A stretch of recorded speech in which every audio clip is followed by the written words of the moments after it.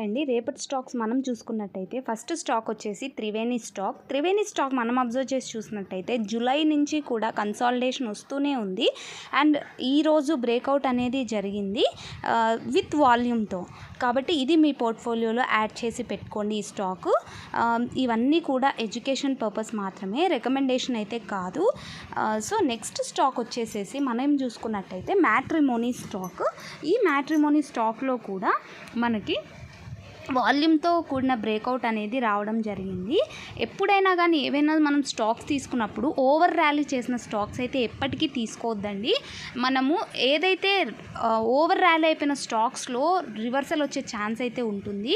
So ఇప్పుడు మనం matrimony stock చూసుకున్నట్టయితే ఎగ్జాక్ట్గా ఇదే రేంజ్లోనే ఉండిపోతూ ఉంది. సో ఇది 759 లెవెల్ బ్రేక్ అయింది అని అంటే 820 టచ్ అయ్యే ఛాన్సెస్ ఉంటుంది. సో ఇది కూడా మీ పోర్ట్ఫోలియోలో అలర్ట్స్లో యాడ్ చేసుకోండి. Thank you so much.